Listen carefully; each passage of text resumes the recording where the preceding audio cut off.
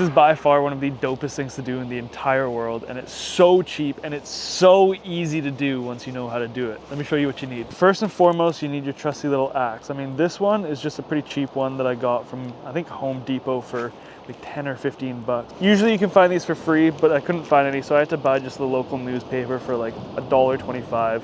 Now, you can use a lighter or regular matches, but I found that these giant matches just make your life so much easier when you're trying to start your fire. One of these bundles is usually good for like an hour and a half to 2 hours of burn time. Oh yeah, I almost forgot the most important part. You gotta have something to sip on while you're making your fire. I always like to go local, so tonight we were sipping the Tofino lager by Tofino Brewing Company. And in my humble opinion, I don't think there's a better beer to enjoy while making a sunset fire on Chesterman Beach. Let's get some kindling going. Now, when choosing your log for kindling, I like to go for like the really flaky, like really dry looking ones. I really like the look of this one. And you also just want to do a quick check for any knots. Any big knots in wood like this is going to just absolutely ruin your day, especially if you're making lots of small cuts for kindling. Okay, now is where it starts to get a little bit dangerous. So a little strategy that I like to use to make sure that you don't put the axe through your kneecap if you miss the wood is I like to, say you're right-handed, but if you're left-handed, just flip this whole thing. I like to take my right hand with the axe, I like to take my left leg, I like to put that forward and create a bit of a power stance. Now you always want to cut with the grain of wood. And let me actually show you what I mean by that. So you see how the wood has all these grains here? That's where you want to put the axe right through, because that'll make sure the wood splits nice and easy. You can see kind of from the top and follow that grain and try to hit it right on that grain. That's a nice split. Okay, and when you're chopping the wood, never, ever, ever take your focus off of the wood or what you're doing, or else it could end really horribly.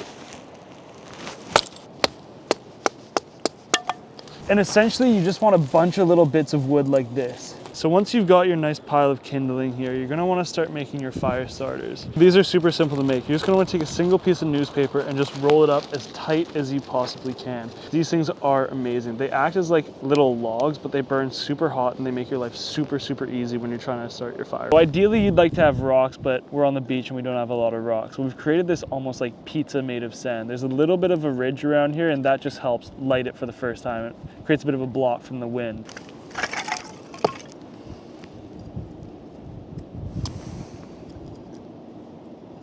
Okay, so once you've stacked 6 of your kindling, you're gonna wanna leave these little doors open. So you're gonna wanna take these really little bits, like the little scraps that you got from your mishits when you were making your kindling, and you're gonna wanna create a little bed for your newspaper to lie on down here. Now this part doesn't need to be super pretty. You're just gonna wanna make sure you've got a good pile in here. Once your newspapers are in there, you're gonna wanna get more of those little sticks and you're gonna wanna put them on top. And you're gonna create this like, almost like this little like multi-layered sandwich of newspaper and little bits of wood.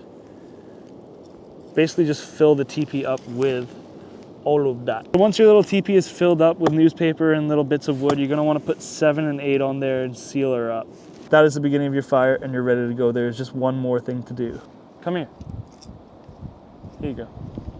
You're gonna wanna try to light around all sides without knocking the teepee over. Sorry, careful not to knock your teepee over. I knocked it over. Oh! Oh my God! The wind from the ocean definitely helps, but if you have no wind, you just want to blow on it a little bit to get that oxygen kind of circulating. These matches are great as well because they're made of wood, so they make great little kindling bits to make everything go a little faster, especially if you have to light 400 of them before you get the fucking fire going. There we go. Once you start to hear that crackle, you know that you've got a fire. This is when you start to readjust for the first time, and you want to start to just kind of pile all these little guys on top of each other. Alex has been going ham over here while we've been getting the fire started, so we have a nice little pile of wood waiting for us, ready to go, ready to get tossed onto this guy right here. And that's really all there is to it.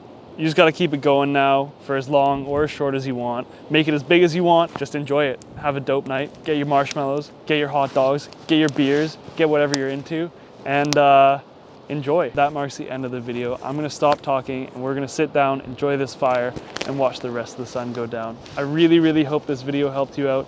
And if you managed to make a fire, take a photo and tag me on Instagram. My handle has been in the bottom corner this entire time. But other than that, I think the video is done. Like it, subscribe, and watch another video.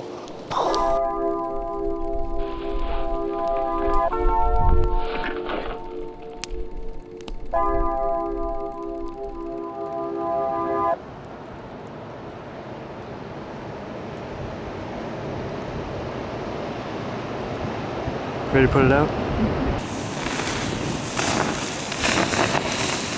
Water first, sand second, until there's no more smoke. Don't be a dumbass, put your fire out.